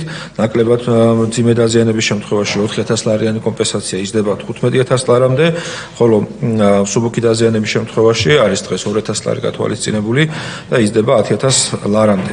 გარდა ამისა, კანონით დგინდება სამედიცინო შებულების ცნება, რაც გულისხმობს იმას, რომ თუკი პოლიციელს სამსახურებრივი მოვალეობის შესრულების დროს მიიღო დაზიანება, ამ შემთხვევაში და მას ესაჭიროება შებულება, ამ შემთხვევაში კომისიური წესით მინისტრის მიერ დადგენილი ბრძანების შესაბამისად 1 წლამდე ვადით შეიძლება მიეცეს ანაზღაურებადი სამედიცინო შებულება, რომელიც შეიძლება გაგრძელდეს კიდევ საჭიროების მიხედვით. თავად ის არის, რომ ამ პერიოდში მოსამსახურეს უნარჩუნდება მკურნალობის რეაბილიტაციის, ტრანსპორტირებისა და მოვლის ხარჯები. მნიშვნელოვანია ის ფაქტი, რომ დღეს მოქმედი კანონმდებლობის თანახმად თუკი პოლიციელი გარდაიცვალა მაგალითად კრიმინალთან ბრძოლის შემთხვევაში გათვალისწინებული 100000 ლარიანი კომპენსაცია ოჯახის წევრებისთვის, ხოლო თუკი დაშავდა იმგვარად, რომ შეუძლებელია მისი მხრიდან სამსახურებრივი მოვალეობის შესრულება, სამწუხაროდ დღევანდელი კანონმდებლობა მხოლოდ გათავისუფლებას ითვალისწინებს სამსახურიდან და არ არის სხვა მექანიზმები ჩადებული კანონში. სწორედ ამ ასე ვთქვათ საკითხის გასწორებას ეხება ეს ცვლილებები. ასევე არასამსახურებრივი მიზნით ჯანმრთელობის დაზიანების შემთხვევაში ანაზღაურებადი 4 თვიანი შებულების კომპონენტი ინერგება. გარდა ამისა, წარმოუდგენელი საკანონმდებლო ცვლილებათა პაკეტით შინაგან საქმეთა მინისტრის ბრძანებით ადგენილი წესით სოციალური გარანტიები შეიძლება გავრცელდეს სამინისტრო სისტემაში დასაქმებული პირის ოჯახის წევრზე, შრომის უნარობის გამო სამინისტროდან სისტემიდან გათავისუფლებულან დათხოვნილ პირზე.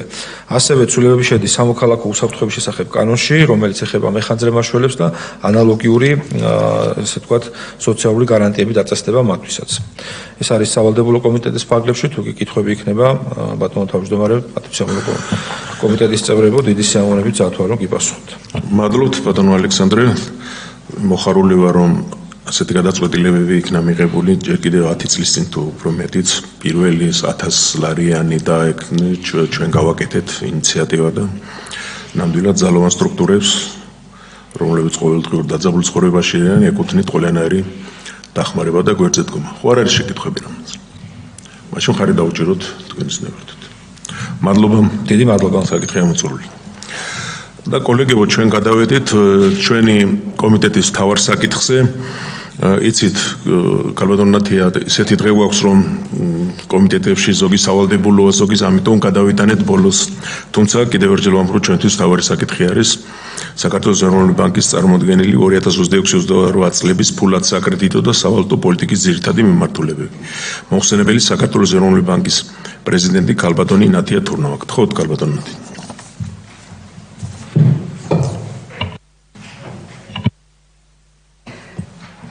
ბატონო თავმჯდომარე, პარლამენტარულ დეპუტატებო, ქალბატონებო, ბატონებო, მოგესალმებით. საკითხი მართლაც მნიშვნელოვანია და თქვენი კომიტეტისთვის ცენტრალური, ჩვენ ყოველთვის გრძნობთ თქვენი კომიტეტის ხარდაჭერას, ამისთვის მადლობლები ვართ, მაგრამ შევეცდებით მაინც ისე ლაკონურად და უფრო კონცენტრირებულად ვისაუბროთ. ძირითადად ჩემს მოხსენებაში მე, ასე ვთქვათ, შევეხები ჩვენს ეროვნული ბანკის ძირითად საზრუნავს, ეს არის ფასების სტაბილური დონის შენარჩუნება, ინფლაციის პროგნოზი, ფაქტორები და ასევე რეზერვებზეც ვისაუბრებ. დანარჩენი კითხვებში თუ გექნებათ კითხვები გავშალოთ პასუხებში. ესე იგი, როგორც მოგეხსენებათ, საქართველოს ეროვნული ბანკის შესახებ კანონის თანახმად ჩვენ ყოველწლიურად წარმოგიდგენთ 3 წლიან ფულად საკრედიტო სავალუტო პოლიტიკის ძირითად მიმართულებებს, რომელიც ახლდება ყოველწლიურად, რადგან განსაკუთრებით ბოლო პერიოდში არაპროგნოზირებადობის დონე გეოპოლიტიკური ვითარებიდან გამომდინარე, გარე ფაქტორებიდან ძირითადად გამომდინარე მაღალი არის და ამიტომ დინამიურია ეს მოხსენებაც. მოგეხსენებათ, რომ მონეტარული პოლიტიკის მოქმედი ჩარჩოს პირობებში, რომლის მიხედვითაც მონეტარული პოლიტიკის მთავარი ინსტრუმენტი ეს არის საპროცენტო განაკვეთი, რეფინანსირების შესახებ საპროცენტო განაკვეთი იქნება მონეტარული პოლიტიკის განაკვეთი. ჩვენ მართავთ მონეტარულ პოლიტიკას და მაქსიმალურად ვცდილობთ, რომ უზრუნველყოთ ფასების დონე და ინფლაციის დონე მიზნობრივთან ახლოს, სწორედ ამ ინსტრუმენტის გამოყენებით. მონეტარული პოლიტიკის განაკვეთის გამოყენება ჩვენ შეგვიძლია როგორც გამკაცრების, ისე შემსუბუქების მიმართულებით და სწორედ ესეთ კონტექსტში მართული მონეტარული პოლიტიკის ფონზე 2024 წელს ინფლაცია მიზნობრივ 3%-იან დონეზე გაცილებით დაბალი იყო, საშუალოდ 1.1% შეადგენდა. წელს ოქტომბრის მდგომარეობით წლიური ინფლაცია გადაცდა მიზნობრივ მაჩვენებელს, შეადგენს 5.2%-ს, მიზნობრივ 3%-იან მაჩვენებელთან შედარებით ინფლაციის ზრდას ძირითადად სურსათის ინფლაცია განაპირობებს, რაც ნაწილობრივ წინა წლის დაბალი საბაზო ეფექტის და გარე ფაქტორებით აიხსნება. ჩვენ არაერთხელ გვითქვამს, რომ 2023-ში, 2024-ში ესოდენ დაბალი ინფლაცია შედარებით მის მიზნობრივ განაკვეთთან, ანუ 1.1% საშუალოდ. ეს იყო იმის წინაპირობა, რომ დაბალ ბაზასთან შედარებით წლევანდელი ინფლაცია გადაცდებოდა მიზნობრივს, ანუ ეს პრინციპში მიმდინარეობს ჩვენ ცენტრალური პროგნოზის თანახმად, ასევე მინდა ვთქვა, რომ კვლავაც მაღალია, როგორც მოგახსენეთ, გარე ბაზრებზე ვლატილობა, გარე სასაქონლო ბაზრებზე გაურკვევლობა, რაზეც ზოგადად გეოპოლიტიკური გაურკვევლობა, სხვადასხვა გეოპოლიტიკური ფაქტორი, კონფლიქტები, სავაჭრო ომები და მსგავსი პროცესები განაპირობებს, შესაბამისად გარკვეული კონტრიბუცია ინფლაციის წაწევაში შეიტანა გარე ბაზრებზე, იგივე FAO-ს სასურსათო ინდექსს რო შევხედოთ, იქ მომხდარი ფასების მერყეობა და პერიოდული აწევა, მაგალითად ისეთი პროდუქტი, როგორიც არის საკვები ზეთი და მისი მსოფლიო ბაზრებზე ფასების დინამიკა, ესეც იყო ერთჯერადი კონტრიბუცია. თუმცა უნდა ითქვას, რომ მთლიანობაში სურსათის გამორიცხვით ინფლაციის მაჩვენებელი და ამავდროულად შედარებით ხისტი ფასების საზომი, ანუ უფრო სტაბილური ფასის საზომი, თუ გამოვრიცხავთ სურსათის ინფლაციას, რომლებიც კარგად ასახავენ გრძელვადიან ინფლაციურ მოლოდინებს, კვლავაც მიზნობრივ დონესთან უფრო დაბალ ნიშნულზე რჩება. კერძოდ, ოქტომბრის მდგომარეობით საბაზო ინფლაცია, რომელიც სამხარებლო კალათიდან მაღალი მერყეობით გამორჩეულ სურსათის, ენერგომატარებლებისა და თამბაქოს ფასებს გამორიცხავს, შეადგენს 4.4%-ს, ანუ 3%-იან ნიშნულზე გაცილებით დაბლა არის. ასევე მომსახურების ინფლაცია, მომსახურება ძალიან მნიშვნელოვანი ფაქტორი არის ჩვენს ეკონომიკაში, მთლიან შტატ პროდუქტში. აქ ფასები ასევე მიზნობრივ 3%-იან ნიშნულზე უფრო დაბალია, 2.5%, ანუ ახლოს არის მიზნობრივთან, მაგრამ მის ნიშნულზე უფრო დაბლა. ნარჩუნდება პარალელურად, რაც ასევე მნიშვნელოვანია, იმპორტირებული პროდუქტების ფასების ცვლილება კვლავ დაბალია. უпростоრედ თვეების განმავლობაში ის იყო ნეგატიური, ანუ იმპორტული ფასების დონე დეფლაციით ხასიათდებოდა, ოქტომბერში 0%, ანუ ნეიტრალური კონტრიბუცია შეიტანა ინფლაციაში და აქ სხვადასხვა ფაქტორი განაპირობებს ამას და მათ შორის ლარის კურსის სტაბილურობა და ნომინალური ლარის კურსის გამყარება. მიუხედავად აღნიშნული ტენდენციებისა, შედარებით მოქნილი ფასების ინფლაცია ხანგრძლივად მაღალ დონეზე თუ კი შენარჩუნდა, ეს ინფლაციური მოლოდინების ზრდის რისკებს საყურადღებოდ ტოვებს და ამიტომაც ჩვენ ყოველთვის გვაქვს ეს ინსტრუმენტი, რაზედაც გესაუბრეთ, ეს არის მონეტარული პოლიტიკის განაკვეთი და ჩვენ კვლავაც შედარებით, ასე ვთქვათ, ფრთხილ პოზიციას ვინარჩუნებთ.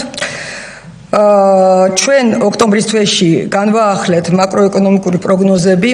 მიმდინარე ცენტრალური სცენარით ინფლაცია დროებით 3%-იან მაჩვენებლის ზემოთ შენარჩუნდება და 2025 წელს წლიური საშუალო ინფლაციის დონე ჩვენი ცენტრალური სცენარის მიხედვით 4% იქნება. თუმცა საშუალოვადიან პერიოდში მკაცრი მონეტარული პოლიტიკის და ჩვენ თვლით რომ დღეს ჩვენ შედარებით მკაცრი დონე გვაქვს მონეტარული პოლიტიკის შენარჩუნებული, ასევე ერთობლივი მოთხოვნის ნორმალიზაციის და სურსათის ფასებიდან მომდინარე ინფლაციური ეფექტების მილევის პირობებში ინფლაცია მიზნობრივი მაჩვენებლის გარშემო დასტაბილურდება. ანუ ველოდებით რომ პიკი გადაივლის წლის ბოლომდე და დაიწყება ნორმალიზაცია და კვლავაც მომავალ წელს, ანუ საშუალოვადიან პერიოდში ინფლაცია დაუბრუნდება მის მიზნობრივ 3%-იან ნიშნულს, მის ირგვლივ დასტაბილურდება. მიუხედავად იმისა, რომ არსებული რისკები ძირითადად მიწოდების ფაქტორებიდან მომდინარეობს და ცენტრალური ბანკები წესისამებრ მათზე მხოლოდ იმ შემთხვევაში რეაგირებენ, თუ ისინი ინფლაციურ მოლოდინებში აისახება, რასაც ჩვენ ჯერჯერობით ვერ ხედავთ, ეროვნული ბანკი მაინც ირჩევს ფრთხილ მიდგომას არსებული რისკების მინიმიზაციისთვის, კერძოდ გლობალურად არსებული რისკებიდან და შიდა ეკონომიკური ტენდენციებიდან გამომდინარე, ეროვნული ბანკი 2024 წლის მაისიდან მოყოლებული მონეტარული პოლიტიკის განაკვეთს 8%-ზე უცვლელად ინარჩუნებს. ამავდროულად მნიშვნელოვანია, რომ მაღალ ეკონომიკურ აქტივობას მეტწილად ეკონომიკის სტრუქტურული ცვლილებები განაპირობებს. ეს ჯანსაღი ტენდენცია, ანუ ეკონომიკური ზრდა ძლიერია, მაღალია, მაგრამ ეს ნაკლებ წნეხს წარმოადგენს ინფლაციის მიმართულებით, იმიტომ რომ განპირობებულია სტრუქტურული ცვლილებებით, კერძოდ წარმოების პოტენციალის გაუმჯობესება ძლიერი ერთობლივი მოთხოვნის ფასებზე გავლენას გარკვეულწილად ანეიტრალებს. წინასწარი მონაცემებით 25 წლის 9 თვის საშუალო ეკონომიკური ზრდა 7.7% შეადგენს. ეროვნული ბანკის ცენტრალური პროგნოზის შესაბამისად წელს ჩვენ ველოდებით მთლიანი შიდა პროდუქტის ზრდას 7.4%-ის დონეზე. ეს არის ჩვენი პროგნოზი. სხვა შორის უნდა ითქვას, რომ ბოლო პერიოდში რამოდენიმე წამყვან საერთაშორისო საფინანსო ინსტიტუტმა ასევე აწია წლიური ეკონომიკური ზრდის პროგნოზები და 7 და 7.5% შორის არის ახლა მათი პროგნოზი, რაც მეტნაკლებად ახლოს არის ჩვენ პროგნოზთან. შემდგომ წლებში რეალური აქტივობის ზრდის ტემპი მის გრძელვადიან დონესთან ეტაპობრივად ნორმალიზებას განაგრძობს. ინფლაციის თარგეტირების პირობებში მონეტარული პოლიტიკის განაკვეთისა სამომავლო ტრაექტორიის შესახებ გადაწყვეტილება პროგნოზებზე დაყრდნობით მიიღება. თუმცა ბოლო წლების განმავლობაში გაურკვევლობა მნიშვნელოვნად გაიზარდა, ასეთ პირობებში კი მაღალია პროგნოზიდან გადახვევის რისკები. არის მთელი რიგი ფაქტორები, რომელიც არ არის ასე ვთქვათ ჩვენ ხელთ, ჩვენ კონტროლს მიღმა არის და სხვადასხვა რისკის მატერიალიზების ალბათობა გაზრდილია. შესაბამისად, ეროვნულმა ბანკმა 2025 წლის დასაწყისიდან მონეტარული პოლიტიკის კომუნიკაციის ახალი სცენარებზე დაფუძნებული მიდგომა დანერგა, რითაც უფრო გამჭვირვალე გავხადეთ გადაწყვეტილებათა მიღების პროცესი და რისკების მართვა დავაფუძნეთ შესაძლო სცენარების დეტალურ ანალიზს. კერძოდ, მონეტარული პოლიტიკის გატარებისას ეროვნული ბანკი რეაგირებს იმდაგვარად, რომ ნებისმიერი იდენტიფიცირებადი რისკის რეალიზების შემთხვევაში ეკონომიკური დანაკარგი მინიმიზებული იყოს. აღსანიშნავია, რომ გლობალურად მიმდინარე გეოპოლიტიკური დაძაბულობის ფონზე ეკონომიკური გაურკვევლობა მაღალია, ხოლო ვითარება სწრაფად ცვალებადი. შესაბამისად, საგულისხმოა ინფლაციაზე როგორც ზრდის, ისე შემცირების მიმართულებით მოქმედი რისკები, როგორიცაა ენერგომატარებლებისა და სურსათის ნედოულზე გლობალური ფასები. ასევე ტრანსპორტირების, ღირებულებისა და რეგულირებადი ფასების ცვლილება. გლობალური ეკონომიკური ფრაგმენტაცია, მაღალპროდუქტიული სექტორებში მაღალი ზრდის შენარჩუნება და სხვა. ამ ფაქტორების გავლენის მინიმიზაციის მიზნით ოპტიმალურია მონეტარული პოლიტიკის ნორმალიზაციისადმი ფრთხილი მიდგომის შენარჩუნება. მაკროეკონომიკური რისკების გათვალისწინებით მომზადებული მიმდინარე ცენტრალური პროგნოზით ეროვნული ბანკი მონეტარული პოლიტიკის განაკვეთის ნორმალიზებას მხოლოდ ზომიერი ფრთხილი ბიჯებით განაგრძობს. საშუალოვადიან პერიოდში კი ინფლაციური მოლოდინების ზრდის რისკების მილევის პარალელურად განაკვეთი მისი ნეიტრალური დონის გარშემო დასტაბილურდება. დღეს არის 8%, როგორც მოგახსენეთ, ეს არის შედარებით მკაცრი მდგომარეობა, ხოლო ნეიტრალური დონე არის დღევანდელი შეფასებით 7%, ეს არის ის სივრცე, ჩვენ თუ კი ესე იგი რისკები, მაღალ ინფლაციური სცენარის რისკები არ მატერიალიზდა, გავაგზელებთ მცირე ბიჯებით მიახლოებას ამ ნეიტრალურ დონესთან. აღსანიშნავია, რომ მონეტარული პოლიტიკის განაკვეთის მოსალოდნელი დინამიკა დიდწილად არის დამოკიდებული იმაზე, თუ როგორ განვითარდება გლობალური ეკონომიკური მდგომარეობა და გეოპოლიტიკური ვითარება. საერთაშორისო სავალუტო რეზერვები ეს მეორე ნაწილი ასე ჩემი მოხსენების რაც ყოველწ ყურადღების ცენტრშია და სამართლიანადაც ეს გახლავთ ქვეყნის მაკროეკონომიკური სტაბილურობის მნიშვნელოვანი გარანტორი.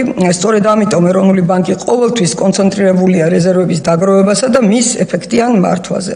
ეფექტიან მართვაში ინვესტირებას გულისხმობთ და ასევე დივერსიფიკაციას. სავალუტო ბაზარზე არსებული ხელსაყრელი პირობებიდან გამომდინარე 2025 წლის დასაწყისიდან ეროვნული ბანკი აქტიურად ახორციელებს რეზერვების შევსებას. შესაბამისად, ეროვნული ბანკის მიერ განხორციელებულმა წმინდა შესყიდვებმა 2025 წლის იანვარ-სექტემბრის მდგომარეობით 1.6 მილიარდი აშშ დოლარი შეადგინა. ჩვენ მომდევნო დღეებში უკვე გვიწევს შემდგომი სტატისტიკის გამოქვეყნება, ეს იქნება ჩვენი წმინდა შესყიდვები იანვარ-ოქტომბრის მდგომარეობით და მე არ მინდა წინასწარ თქვა ციფრი, მაგრამ მერწმუნეთ ოქტომბერშიც საკმაოდ ეს მოცულობითი რეზერვების შევსება მოვახერხეთ. 2025 წლის ოქტომბრის მდგომარეობით საერთაშორისო რეზერვების მოცულობა იმ ჩვენი შესყიდვის გათვალისწინებით 5.6 მილიარდი დოლარი იყო. აჭარბებდა მაჩვენებელს და ჩვენ ვფიქრობთ, რომ ეს მზარდი ტენდენცია შენარჩუნდება კვლავაც. ამ ჩვენ როგორც ესე იგი თვითონ ნომინალურ მოცულობას ვაუმჯობესებთ და ვზრდით, ასევე ნელ-ნელა უახლოვდებით სავალუტო ფონდის მიერ გათვლილ ადეკვატურობის დონეს რეზერვების, რაც ძალიან მნიშვნელოვანია, იმიტომ რომ ეს ნიშნავს, რომ საკმარისი ბუფერები, საკმარისი უსაფრთხოების ბალიში გვაქვს ჩვენ დაგროვილი ქვეყანას იმისთვის, რომ წინ აღუდგეთ სხვადასხვა პოტენციურ რისკს.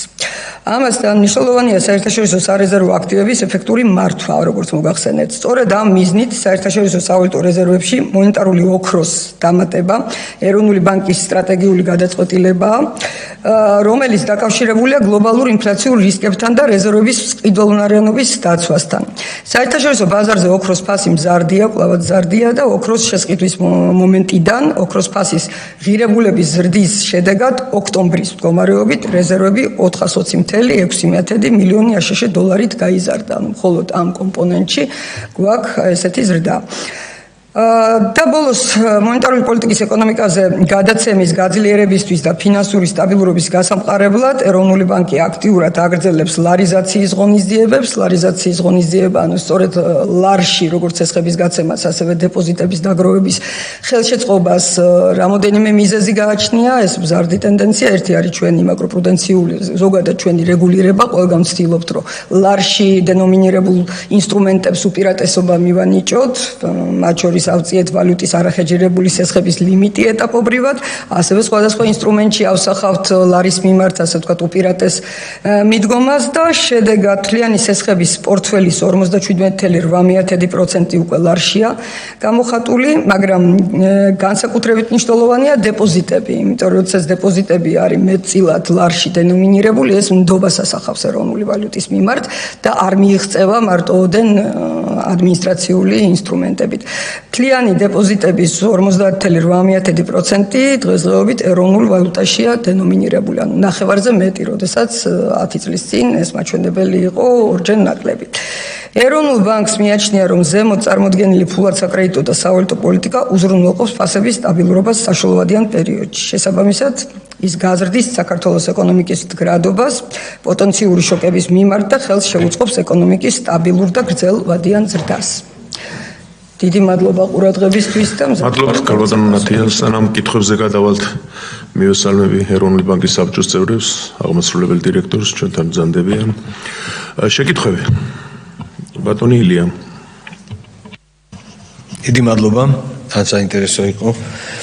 ერთი კითხვა მაქვს ესეთი, რომელიც ეხება ინფლაციის ამ ცვლილებასთან დაკავშირებით, რამდენად ეს წინა წელთან იგივე პერიოდთან შეგვიძლია შევადაროთ და რა სურათი გვაქვს ამ მიმართულებით. მადლობა. ბატონო ბეჟან. მოგესალმები ქალბატონო ნათია.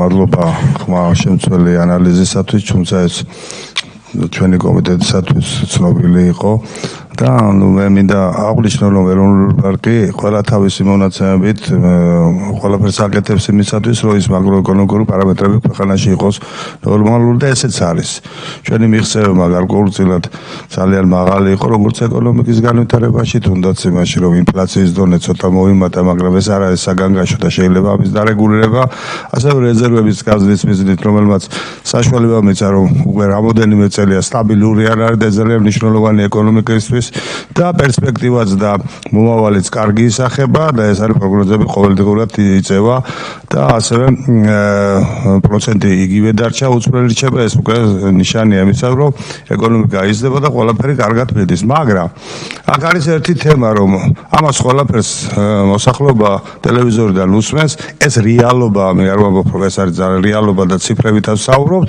მაგრამ ინფლაცია რასაც ქვია პროდუქტების შესყიდვა ამაზე არის ძალიან დიდი პრეტენზია იმიტომ რომ კატასტროფულად იზრდება ფასები ამ მიმართულებით აი რა შეიძლება გაკეთოს და ასევე წამლებში აი რა შეიძლება გავაკეთოთ გარკვეულწილადია ისეთი რომ თუ შესაძლებელია მეც მაგნა ფიქრი და ყველა ფიქრობს ამაზე რომ რაღაცნაირად აი ამ მიმართულებაზე შეღავათი იყოს და მოსახლეობა მეს იგრძნოს აი ეს არის ძირითადი კითხვა ჩემი და მომავალი პერსპექტივები ძალიან მაინტერესებს რეზერვების ზრდა იმიტომ რომ ეს ლარის კურსია დამოკიდებული და ყველა იმ შოკებზე რომელიც შეიძლება ქვეყანაში მოხდეს აი ამ მიმართულებით რას აპირებთ იმიტომ რომ დივერსიფიკაცია თქვენ განახორციელებთ კიდევ აპირებთ თუ არა შესყიდვას ოქროსი და რა შედეგი მოგცა ამ მიმართულებით უკვე შესყიდულმა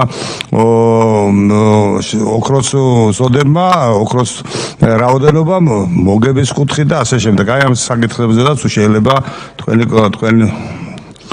თქვენი პასუხება სხვა შეკითხვები არ არის კალბინატი ერთს მე კითხავთ აი თქვენ ბრძანეთ ყველაფერი გასაგებია რომ მართალია ცოტა აწეული არის მიზნობრივისგან ინფლაცია მაგრამ გაიცათ გაზაფხულზე ცოტა დაიკლებს და შემდეგ გადავა ნორმალურ პოზიციას დაიკავებს აი თქვენ როგორ ფიქრობთ დაგჭირდება ამისთვის რეფინანსირების განაკვეთის აწევა თუ ახლა ზუსტად ვერ მეტყვით გასაგებია მაგრამ აი ამ თანაფარდობას როგორ უყურებთ და ბატონო ბეჟანმა უკვე ბრძანა ძალიან კარგი გადაწყვეტილება იქნა ეროვნული ბანკის მიერ მიღებული ოქროსთან დაკავშირებით ხედავთ რა ხდება მსოფლიოში და ამიტომ არის რომ ძვირდება და ხომ არ აპირებთ კიდევ იგივეს გამეორებას მადლობთ ამით კითხვები ამოიწურა გთხოვთ კარგად მადლობას მოგახსენებთ კითხვებისთვის მაძლევს საშუალებას რომ ცოტა უფრო ჩაუღრმავდე ყველაზე ცენტრალურ საკითხებს რაზეც ჩვენ გქონდა საუბარი ესე იგი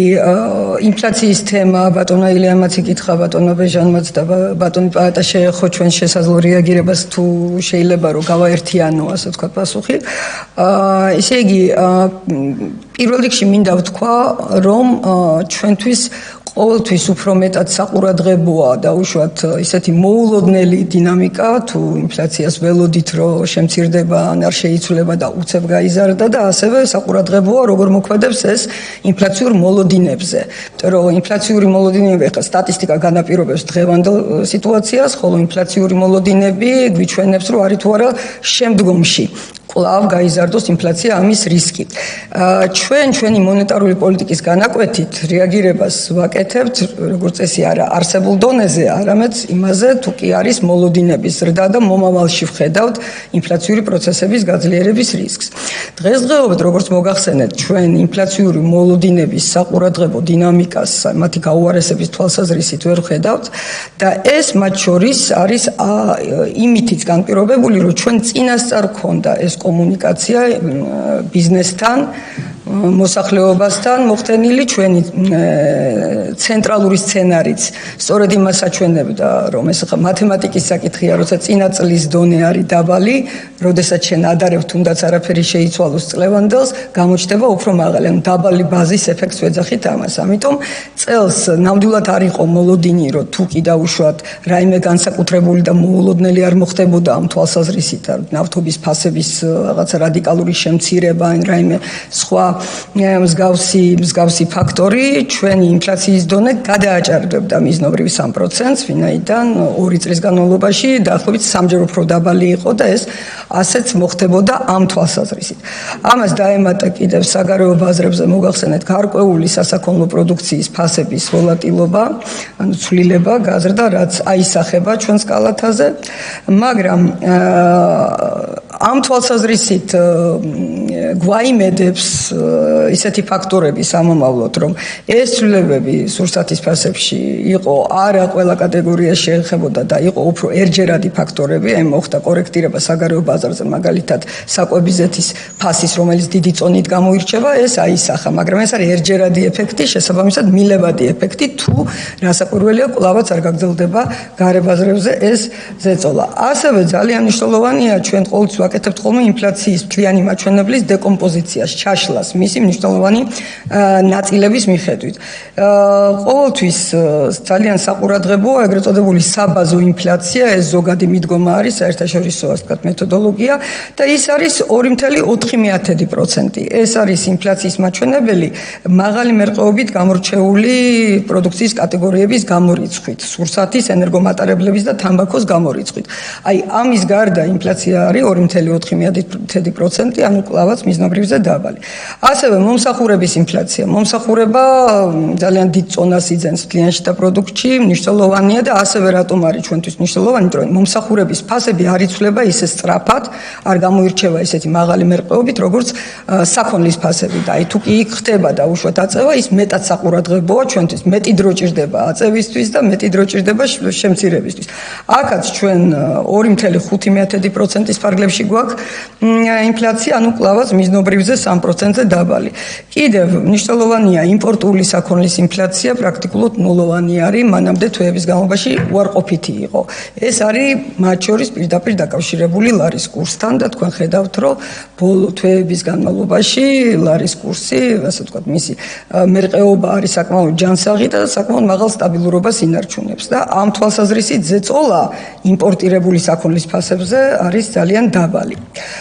აქედან გამომდინარე, ჩვენ კლავაც ჩვენი ცენტრალური პროგნოზის მომხრე ვართ, ჩვენ ეს გამოვაქვეყნეთ, ჩვენი ცენტრალური პროგნოზის მიხედვით პიკი ჩაივლის უახლოეს თვეებში, ინფლაცია წამოვაქვევით და მიუახლოვდება თავის მიზნობრივ დონეს, ხოლო წლევანდელი საშუალო ინფლაციის მაჩვენებელი 4% იქნება.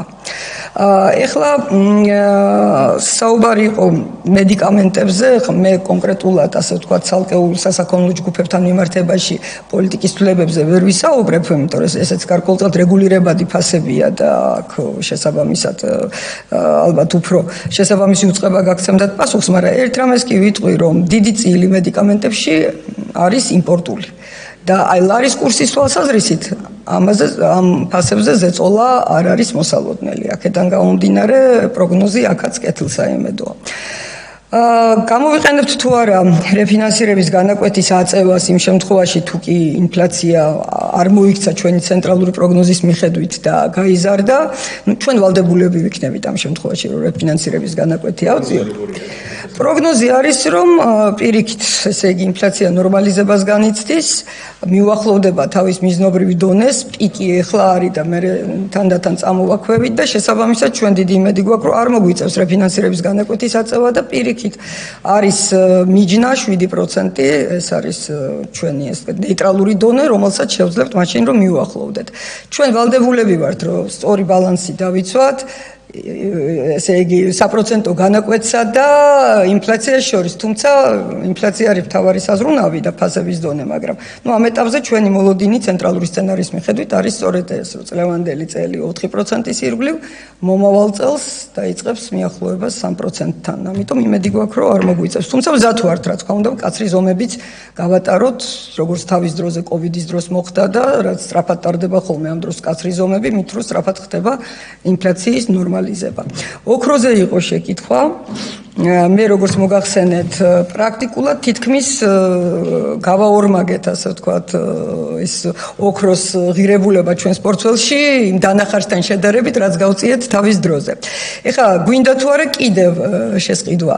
აქ ორი ფაქტორია. ერთთავარი ფაქტორია, რომ ჩვენი საბჭოს გადაწყვეტილებით ჩვენ ესე იგი შემოვფარგლეთ ოქროს წონა ჩვენს რეზერვებში 20%-ით, დღესდღეობით დაახლოებით 17%-ის დონეზე ტრიალებს და აქ მთელი ასე ვთქვათ, კითხვის ნიშანია, რა გაიზრდება უფრო სწრაფად ჩვენი რეზერვები თუ ოქროს ფასი, რომ ჩვენ არ გადავაჭარბოთ ამ 20%-ს. კონიუნქტურა ისეთია, რომ ოქრო იზრდება, მაგრამ ყიდვა ჯობია, როდესაც ფასი დაბალია. ასე რომ ჩვენ დაველოდებით ხელსაყრელ კონიუნქტურას, არ გამოვრიცხავთ, რომ მომავალში გაიზარდოს მოცულობა, ჯერჯერობით ეს არის, რაც ჩვენ საბჭომ დაგვიწესა, ეს არის 20% და შიგნით მერყეობთ. ეს არის პრინციპში თუ რაიმე დაზუსტება არ გნებავთ. მადლობა. შეკითხვები ხო არ არის დამაზუსტებელი? კარგით, კოლეგებო, საბანკო სექტორში ჯანსაღი მდგომარეობა, ლარის კურსი სტაბილურია, რეზერვები მატულობს. ამიტომ ინფლაციაზე გვითხრა რაც ხდება, ქალბატონო ნათია, მხარი დაუჭიროთ წარმოადგენილ ანგარიშს. დიდი მადლობა. ამით კომიტეტის ხდომა დასრულებული.